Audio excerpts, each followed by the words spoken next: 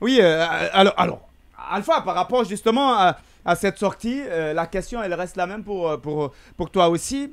Du flou autour de la durée de la transition. Bon, moi, je trouve qu'il n'y a pas de flou. Bahouri s'est assumé. Mm. Bahouri a été toujours dans cette logique. C'est ce sur quoi il a prêté Alors la transition serment. prend fin quand? La transition ne prend pas fin avec Bahouri. Dans l'esprit de Bahouri, et c'est clair, tout le monde le sait, sauf si on veut lui attribuer des trophées qu'il n'en a pas, Bahouri ne veut pas que la transition prenne fin. Et donc, il est dans cette logique. Ah ouais? Mais ce n'est pas lui qui a pris des engagements, c'est lui qui a fait le coup d'État, c'est pas lui qui a rencontré la CEDEAO pour signer le compromis dynamique. Est-ce qu'on ne lui fait pas un jugement? Non, on ne fait pas un jugement. M. Bahouri a clairement dit qu'il est toujours derrière le Sénat, avant même qu'il ne devienne Premier ministre. Et c'est quand M. Gaston rappelait tout à l'heure que sa nomination a suscité des espoirs, seulement pour ceux qui ne réfléchissaient pas très bien. Excusez-moi d'être très dur à l'égard de ces gens-là. Et la nomination de Bahouri ne devait susciter aucun espoir. Il a toujours soutenu à 100% les idées du CNRD. Il a estimé que tout ce dont, et même y compris même parce que ses amis avec lesquels il était dans l'opposition n'étaient pas d'accord sur l'interdiction générale et systématique de manifester, Bahouri était d'accord sur ces questions-là. Donc Bahouri n'a jamais opposé l'idée. Donc la question qui se pose pour juger Bahouri, c'est de savoir que on ne réfléchit pas de la même manière dans un château que dans une case. Donc, M.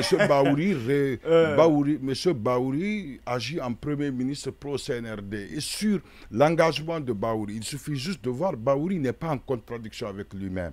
Bahouri a prêté serment d'être fidèle au CNRD et de se référer au président de la République et de ne pas servir la nation. Vous pouvez réécouter de façon... Et c'est même choquant quand même que les gens prêtent serment sur des principes personnalisés que sur des valeurs générales. Donc vous pouvez réécouter très bien. Il a prêté serment d'être fidèle au CNRD et de se référer toujours. Donc Bahouri ne peut pas dire c'est que le CNRD ne lui a pas autorisé. Il faut quand même se mettre à sa place. Par contre, on peut, quand il dit quelque chose, on peut, dans la logique de la critique de ce qu'il a dit. Et ça, ces critiques, il devait les avoir, même s'il ne l'avait pas dit. Parce que dans la logique... Parce que ce sont ça n'a pas été bien préparé. Non, c'était bien préparé. Il est plutôt pédagogue. Si c'est de savoir si c'est bien préparé, moi je suis d'accord, c'est bien préparé, puisqu'il a esquivé, il a contourné la plupart des questions en ne donnant pas de réponse. C'est bien fait.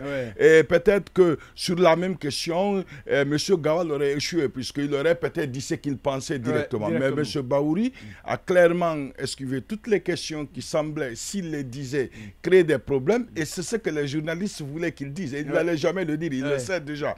Mais quand... mais en allant déjà à cette conférence de presse, on était clair que certaines questions allaient être posées. Mais elle n'a aucune obligation de répondre comme le journaliste. Elle allait être aussi esquivée. M. Fali dit qu'il n'a pas informé.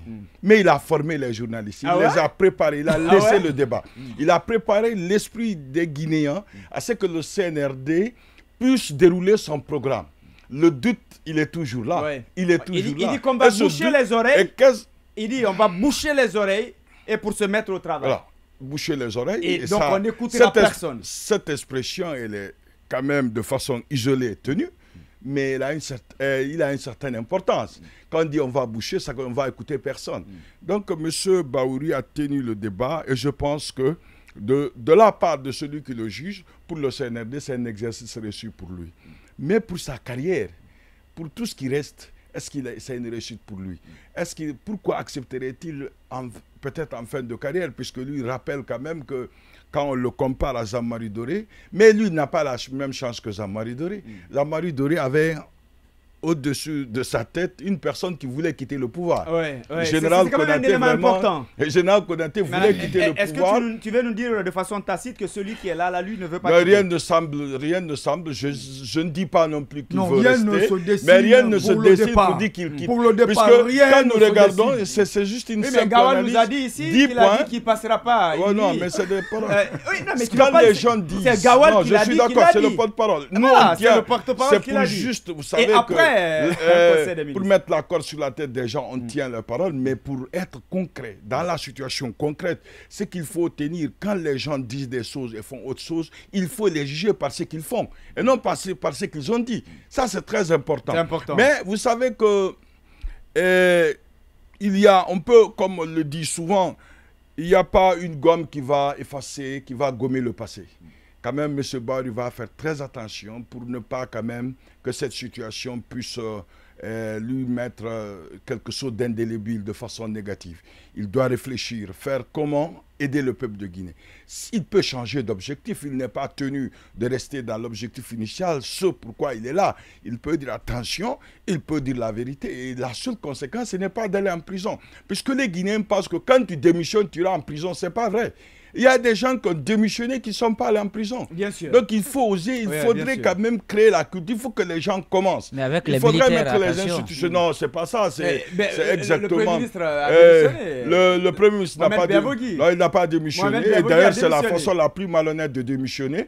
Il faut le rappeler, puisqu'il a quitté jusqu'à présent. Il est malade. Rien dire, hein? Voilà, il est malade. On nous a dit qu'il était malade. Donc moi, je pense que pour un gars de Premier ministre. Donc il est malade. Moi, je pense qu'il est malade. Je lui souhaite prompt rétablissement. Même s'il travaille, je lui souhaite pas rétablissement. C'est responsable. Il n'a pas démissionné. Je ne comprends pas. Il n'a pas démissionné. Il n'y a aucun acte. Vous ne pouvez montrer aucun acte où il a démissionné. Quand il a été remplacé, c'est vrai. Il n'y a aucun acte. Non, c'est pas normal. Non, ce n'est pas normal. Il n'a pas démissionné. Non, on ne peut pas se Il n'a jamais démissionné. Démissionner, la démission, vous nous notifiez de cette démission. En fait, c'est pas. On n'est pas obligé. Non, attendez, c'est. Alors on va dire qu'il a fui. Ils se sont séparés à queue de poisson. Oui, mais il a fui. Il y a eu des choses. Non, attendez, s'il vous plaît. Que vous et moi, nous ne connaissons pas.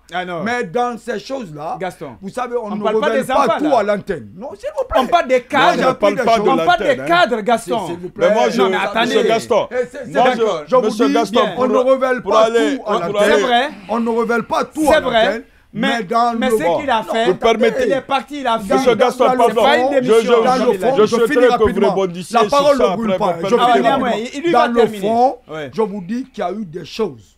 Et finalement, le monsieur se dit que lui, il n'est pas fait pour fatiguer la Guinée, mais plutôt il est fait pour l'aider. Et finalement, vous savez, vous l'avez dit, il l'a rappelé.